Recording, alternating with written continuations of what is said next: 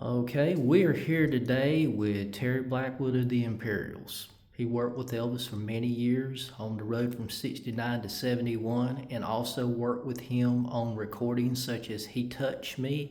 And we're going to interview with him and get his perspective of how it was to work with Elvis, how it was to work with the Imperials, where he is now, and where he'll be going in his career. And we hope you enjoy this interview. And as always, subscribe, share, because you never know who the next artist will be that we'll be interviewing.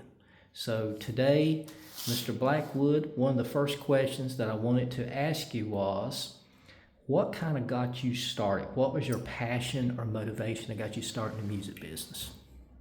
Well, my father, Doyle Blackwood, was an original founding member of the Blackwood Brothers Quartet. His name was Doyle. He had an older brother, Roy, and a younger brother, James, and they were about 20 years apart in their ages. By the time James was born, Roy had married and had a son named R.W. And so that was the original quartet, R.W., Roy, James, and Doyle. And my daddy, Doyle, was the master of ceremonies. He would always introduce the group by saying, "We are the only group you'll ever see that's comprised of 3 brothers, 2 uncles, 2 nephews, a father, and a son." Wow. But I never sang until my teens. I started out on the piano when I was 7, and I studied classical piano for about 10 years, all the way through college. And it was in college that I was introduced to a lady who taught me a lot about the piano that I didn't know. She was a chain smoker, but she had a knowledge of piano that I had not had before. She taught me the circle of fifths, and it opened up the whole piano scale to me. I was able to play for myself, accompany myself, and that's what I've been doing for the last few years. Actually, my first experience in music was when I sang during my college years with my daddy in a group called the Memphians. And we had Jackie Marshall on the piano, on the records, but Jackie was unable to do the concert, so I was picked to play piano and sing baritone with my daddy in the group. So that was my first introduction to singing and playing together at the same time. What were some of your early influences? Well, Elvis was a big influence. I met him when I was just a boy. That's a short story, if you don't mind me telling it. No, I don't mind.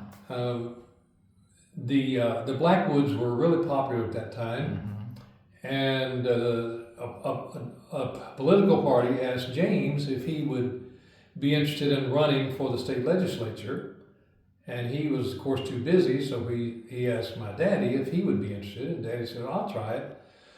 So the party said, "Great, we're glad to have you. We're going to have a parade down Main Street in a couple of weeks, and we'd love to have you and your family join us in the parade." Daddy said, "That's fine." He said, "But I don't have a nice car like the other candidates do." So he called Elvis, because Elvis was a huge fan of the Blackwood Brothers at that time. I went with Daddy out to Graceland, and it was at that time that I met Elvis, and Daddy borrowed one of his cars. Wow. So 2 weeks after that, we were riding down Main Street with all the other candidates, and we were the only car there that was a pink Cadillac. I take it that I knew Elvis liked Cadillacs, but Oh, yeah. he also extended that generosity out to people that he knew, friends Absolutely. and people. I never seemed to hear another type of vehicle that was used. The only other thing that I heard, and you may have heard this or heard something there, was a tour bus. Tour bus, yeah. A tour bus with T.G. Shepard and J.D. Sumter. Yeah. Were getting buses by Elvis Presley. Well, at that time, the Cadillacs were the top of the line. That was before Mercedes, for us here in America. So I think for him, being raised so poorly, being raised in a poor family, to be able to buy Cadillacs was a big deal, and so he bought quite a few during his lifetime. I know he got one for his mom. Oh yeah. Yeah. Oh yeah. And she really, really did love that from what I've read and what I've heard. Mm-hmm. How did the Imperials get started with Elvis in the recording process where they went in the studio and started working with them? About what year that was when that kind of started? Okay, in May of 1969, Elvis called the Imperials office here in Nashville, and it was early that morning, and Joe Muscayo was the only one there at the time. Mm-hmm. He said, Joe answered the phone, and he said, Joe, I've been listening to your New Dimensions record and your Imperials Now record, and I'm opening in Las Vegas in 2 months, and I've already secured the TCB band and the Sweet Inspirations, and I would love to have the Imperials be my male backup group. Well, Joe said, Elvis, just a minute, let me ask the guys. So he put the phone down and he looked around at the empty room. None of us were there yet. And he said, he got back on the phone, he said, Elvis, they all nodded their head yes. Wow, so a yes vote. So 2 months later, well, actually it was a month after that we flew to California, and we did 2 months of intense rehearsals at a studio in Los Angeles. And from there, we went directly to Vegas, and we opened with Elvis July 31 of 1969. Wow. So you were with Elvis, I take it, for the next couple of years. Mm-hmm. And what were the gospel albums, Terry, that you participated with Elvis? I think I did 1 or 2 of the How Great Thou Art album, but we did the entire He Touched Me record. Okay. The story there is we had released an album called He Touched Me. It had He Touched Me, I've Got Confidence, Reach Out to Jesus, 1 or 2 others. And Elvis loved it so much, he called us and said, guys, I would love to do, my 3rd release is going to be called He Touched Me, and I would love to have you guys back me up. He said, I want to do the arrangements just like you did, only I'll put my voice on them. So we went in the studio with him. We did all of those songs that he wanted to do with the Imperials backing him up. And the irony is, he won a Grammy for it. Actually, he won only 3 Grammys during his entire career, and they were all for his gospel releases, none for his rock and roll music. Wow. Were there any type of suggestions or ideas that you personally made for any of the records that you recorded with Elvis? Like maybe something you wrote or a suggestion like, why don't we add this lick or why don't we do this? Any of that kind of stuff? Well, I was the arranger. I was the vocal arranger for the group. Almost all of the songs that we did, actually it started back on the Imperials Now. I was the only arranger in the group. No one else really knew enough music to arrange the vocals for the group. And I think it's because of all my piano training that I was able to do that. In fact, I wrote all of the vocals out for the guys. Wow. Every one of them that we did were written out, and I wrote them by hand with a pencil. Wow, that is incredible.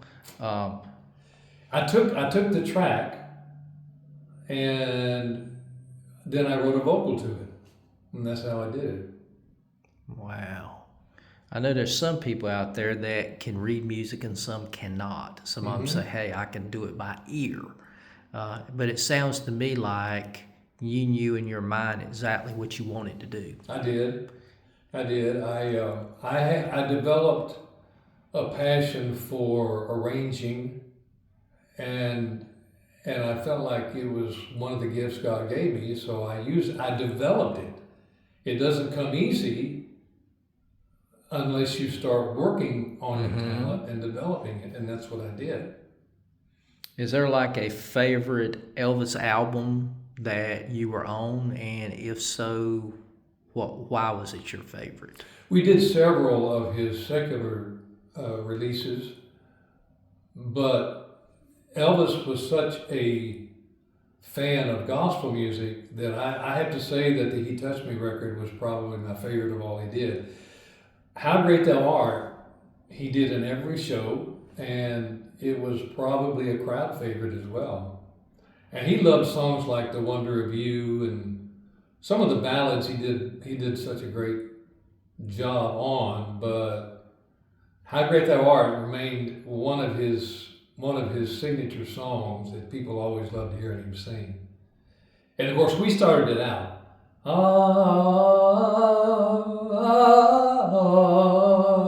And then he sang, "Oh Lord my God." So it was a great time working with Elvis. It was one of the most powerful vocals that I've heard. Whenever I hear some of the old Elvis concerts and I hear that voice, I don't care where you are, you don't even have to like Elvis. When you hear that voice, it gets your attention. That is one of the most powerful deliverances I have ever heard. He don't even need nobody, because as soon as he sings it, you can see the roof just coming up. Yeah. And it's like, wow, that was a powerful voice. And I always enjoy hearing the people that played with Elvis, because at the end of the day, they made it. They're the ones that went ahead, did the arrangements. They're the ones that did the backup vocals and that kind of stuff. Hey, there's a real brief story that I'd like to share. Okay. He never wanted to be a star. He made his first record for his mother. Did you know that? Yes, I did know that part. I don't remember the name of the song, but he went into Sun Records, did the song with Sam Phillips. It just so happened that Sam was looking for a white man who sounded a little black, but he couldn't find him. Well, when Elvis came in and did the record for his mother, he said, "Hey boy, would you like to try a rock and roll song after we do this gospel song for your mother?" He said, "Sure." So he gave him the song, Hound Dog. Well, the original Hound Dog was sung by a big, fat, heavyset black woman named Big Mama Thornton. And she sang it, "You ain't nothing but a hound dog, crying all the time." More of a R&B sound. Mm-hmm. So Elvis did it in the key of C. And being the baritone that he wasn't supposed to sing that high, but he started out on a B flat above middle C. "You ain't nothing but a hound dog." And he did it about 3 times as fast as she did. Wow. Well, all of a sudden, he became an instant star because Memphis just opened up their arms to him. And from there, he went on to be the greatest rock and roll singer of all time. That's very true. What do you have, like a creative process that you use when you're going in the studio, or you went in the studio with the Imperials with Elvis? Was there a certain thing that when you walked in, it's like, okay, this is going to have to be this way when we go to record every day? I know you said that you did the arranging, but was there like a step-by-step thing that you had, like an outline to say, okay, well, we're going in the studio, these are some things that we must do before we leave today because I feel they'll work better or go better, anything like that? Or did you just jump straight into it? The most efficient way for me to operate is to be given the track ahead of time and to write a vocal to that track. And that got us through the session the most quickly and efficiently way possible. One of our bigger selections that has really been a crowd favorite for years is a song called "Sweet Sweet Spirit," and we did that song a cappella. "There's a sweet, sweet spirit in this place." And we stood around one mic, me, Jim, Armin, and Roger Wiles, and we did that song on the second take, which at that time was unheard of. Back then, you didn't have auto-tune. You just did the song till you got it fairly close to the way you wanted it. But we got it on the second take, which I think was pretty amazing even to us at the time. That is amazing. Do you or the Imperials that you work with, did y'all get introduced directly or indirectly to the Stamps Quartet? Because we know the Stamps Quartet kind of stepped in when the Imperials left as being Elvis's backup band that did the gospel and stuff. And I was just wondering, did you do anything, the Imperials do anything with the Stamps prior to that? Or was it just when Elvis called them to say, hey, you're going to be the new backup band, that kind of stuff? We had a CD release with the Stamps long after Elvis had died, and it was called The Gospel Side of Elvis, and it was received very well. Sold quite a few of them, but that was the only time that we worked with the Stamps Quartet. And actually, we only sang one song with them. I think it was How Great Thou Art. The rest of the album was the Stamps sang a song, and then we sang a song, and it was a